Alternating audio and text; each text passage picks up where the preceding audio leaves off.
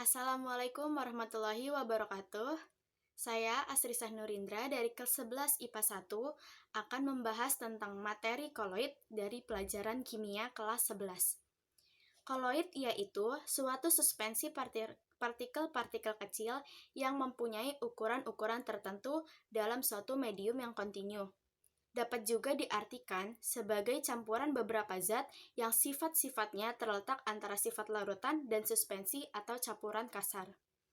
Selain membahas tentang pengertian koloid, saya juga akan membahas tentang soal-soal yang berada di materi koloid. Di sini saya akan membahas 5 soal tentang koloid yang sudah saya tulis sebelumnya dan akan kita jawab bersama-sama. Soal yang pertama yaitu, hal-hal berikut merupakan ciri-ciri dari koloid kecuali A. Stabil, B. Tidak dapat disaring, C. Terdiri atas 2 fase, D. Homogen, dan E. Menghamburkan cahaya. Mari kita jawab bersama-sama. Di sini diketahui atau yang ditanyakan yaitu ciri-ciri dari koloid. Ciri-ciri dari koloid yaitu ada beberapa. Yang pertama dari ciri-ciri koloid yang pertama yaitu homogen. Homogen adalah campuran yang memiliki penampilan serta komposisi yang sama atau seragam. Di sini dijelaskan bahwa homogennya itu dapat dilihat secara makroskopis. Makroskopis di sini diartikan sebagai benda-benda yang besar yang dapat dilihat dengan mata telanjang kita tanpa bantuan alat apapun. Ciri yang kedua yaitu heterogen. Heterogen adalah campuran yang memiliki penampilan serta komposisi yang berbeda. Dan heterogen ini dapat kita lihat secara mikroskopis. Mikroskopis yaitu benda-benda kecil yang hanya dapat dilihat dengan bantuan alat yaitu mikroskop. Kemudian ciri yang ketiga yaitu ukurannya 1 nanometer sampai 100 nanometer. Ciri-ciri yang keempat yaitu 2 fase. Koloid ini memiliki 2 fase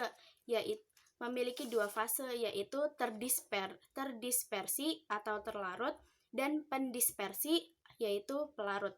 Jadi ciri-ciri koloid yang memiliki 2 fase ini, fase yang pertama itu terdispersi yaitu terlarut dan yang kedua pendispersi atau pelarut.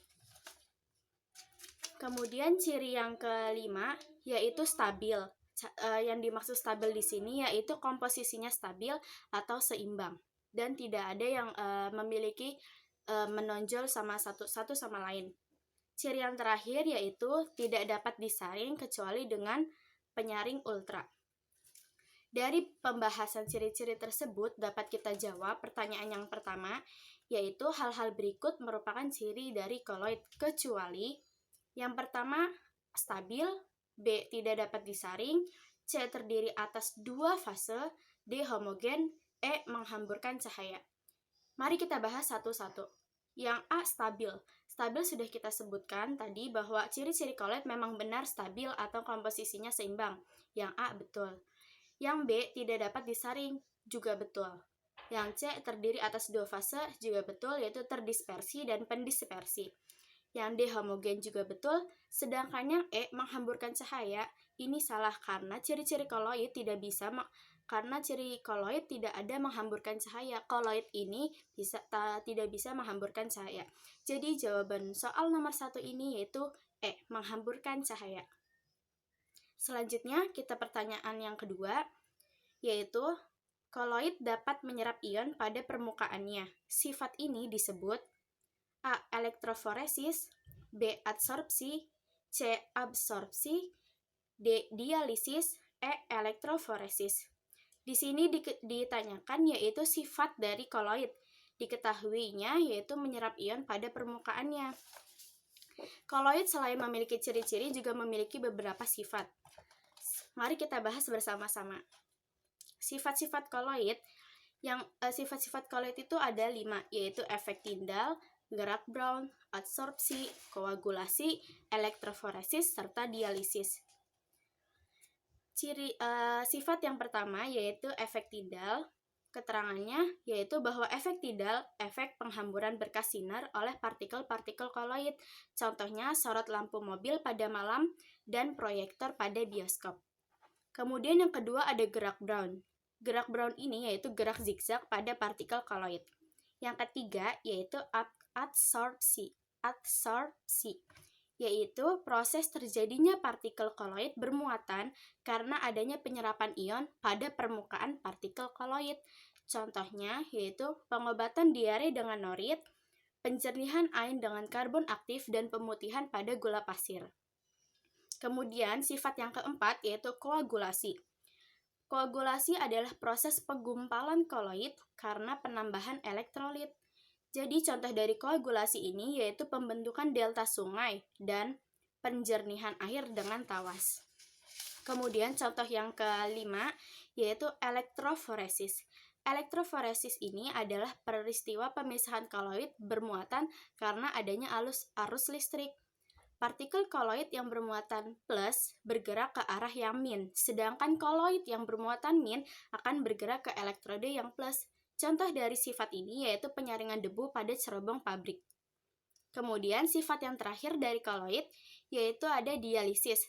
Dialisis adalah proses penyaringan koloid dengan menggunakan membran yang diletakkan dalam air yang mengalir. Contoh dari dialisis ini yaitu proses cuci darah. Kenapa proses cuci darah?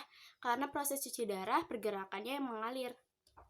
Dari pembahasan sifat-sifat koloid tersebut, dapat kita simpulkan atau dapat kita jawab pada pertanyaan ini, yaitu koloid dapat menyerap ion pada permukaannya. Sifat ini dapat disebut. Jadi jawaban nomor 2 ini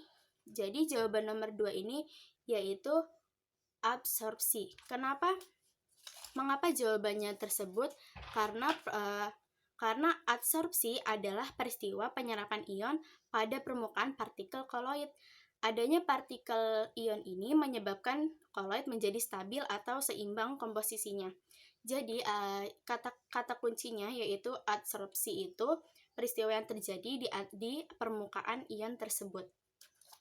Kemudian kita lanjut pertanyaan yang ketiga, yaitu sistem koloid di bawah ini yang termasuk golongan aerosol adalah A. Susu, B. Kabut, C. Buih, D. Sel, dan E. Tinta. Mari kita bahas bersama-sama soal yang ketiga ini. Di sini dijelaskan bahwa golongan aerosol. Aerosol itu mempunyai fase pendispersi atau pelarut berbentuk gas. Artinya wujud yang terlihat oleh mata kita ini dalam bentuk gas. Mari kita bahas bersama-sama tentang sistem koloid dalam perubahannya. Sistem koloid ini berubah karena beberapa fase. Fase tersebut dalam bentuk gas, cair, dan padat. Fase tersebut juga berlaku pada dua fase tersebut yang sudah saya tadi jelaskan, yaitu pendispersi dan terdispersi. Jadi fase-fase tersebut bergerak atau berubah pada tiga zat tadi, cair, padat, dan gas. Berdasarkan pertanyaan tersebut, dapat kita jawab bahwa nomor 3 tadi, sistem koloid di bawah ini yang termasuk golongan aerosol adalah karena aerosol yaitu fase pendispersi gas atau pelarut gas, maka dari itu pasti hasilnya itu bentuknya dapat kita lihat merupakan bentuk gas. Jadi jawabannya itu yang B, kabut, karena kabut berbentuk gas. Selanjutnya kita membahas pertanyaan nomor 4. Pertanyaan yang keempat yaitu proses yang terjadi dalam kehidupan yang berhubungan dengan proses koagulasi koloid adalah A. Terbentuknya awan, B. Pembentukan delta, C. Penggunaan tawas, D. Penggunaan kaporit, E. Warna biru langit pada siang hari yang cerah. Mari kita bahas bersama-sama dengan kata kunci dari soal ini. Kata kunci dari soal ini yaitu proses koagulasi koloid.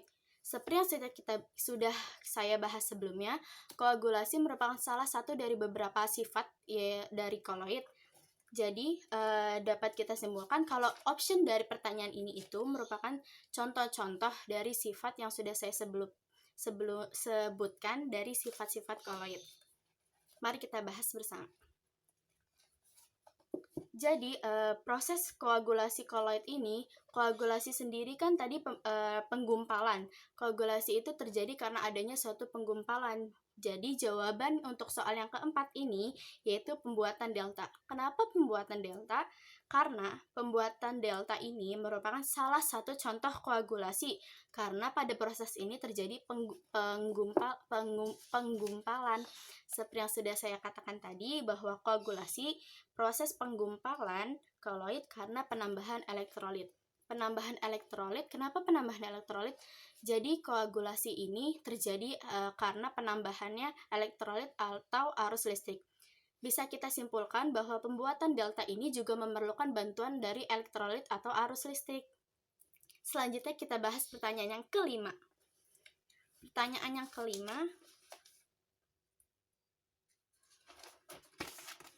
Pertanyaan yang kelima yaitu pembentukan sol AlOH3 dengan cara penambahan AlCl3 pada endapan AlOH3 disebut. Di sini juga merupakan contoh dari sini nomor 5 ini yaitu membahas tentang pembentukan koloid. Option dari pertanyaan ini yaitu A. Peptisasi, B. Oksidasi, oksidasi reduksi, C. Kondensasi, D. Hidrolisis, dan E. Presipitasi. Mari kita membahas hal ini bersama-sama. Jadi, pembuatan koloid itu memiliki dua cara, yaitu yang pertama kondensasi dan dispersasi. Kondensasi ini memiliki dua cara, yaitu cara kimia dan cara fisika. Cara kimia yaitu ada 3, hidrolisis, redoks, dan substitusi. Hidrolisis digunakan pada pembuatan sol, dan redoks digunakan pada pembuatan sol belerang, dan substitusi digunakan pada pembuatan sol AgCl dari AgNO3 encer dengan HCl yang encer. Kemudian kondensasi dengan cara fisika yaitu hanya dengan satu cara, yaitu dengan cara pendinginan. Kemudian cara dispersi yaitu ada 3 cara, yaitu cara mekanik, cara peptisasi, dan cara Buser-Bredig. Cara mekanik yaitu dengan cara penggerusan. Contoh pada cara mekanik ini yaitu pembuatan sol belerang dari serbuk belerang yang digerus dengan penambahan gula pasir, kemudian dicampur dengan air. Jadi, mekanik ini yaitu dengan cara penggerusan, adanya sistem atau teknik penggerusan. Yang kedua yaitu cara peptisasi. Cara peptisasi ini adalah cara penambahan ion sejenis. Contohnya yaitu agar-agar dipeptisasi oleh air, nitroselulosa oleh aseton. Jadi, agar-agar dipeptisasi oleh air, agar-agar ditambah dengan air. Jadi, kata kunci untuk peptisasi ini yaitu ada kata-kata peptisasi atau yang sinonimnya ditambah. Kemudian, cara yang ketiga yaitu cara Buser-Bredig. Cara Buser-Bredig ini yaitu penggabungan antara cara dispersi dengan kondensasi. Jadi, cara ini menggunakan 2 cara sebelumnya, 2 cara inti. Contohnya, 2 ujung kawat logam diberikan loncatan listrik sehingga akan mengalami kondensasi dan terbentuk partikel koloid. Dari beberapa bahasan tersebut, dari beberapa poin pembuatan koloid tersebut, dapat kita simpulkan, dapat kita jawab pertanyaan yang nomor 5 ini. Dapat kita jawab pertanyaan yang 5 ini yaitu tentang pembuatan koloid, pembuatan sol dengan zat-zat tertentu. Jadi pembuatan sol itu ada 2, pembuatan sol saja dan pembuatan sol belerang. Di sini ada peptisasi, oksidasi reduksi, kondensasi, hidrolisis, dan presipitasi.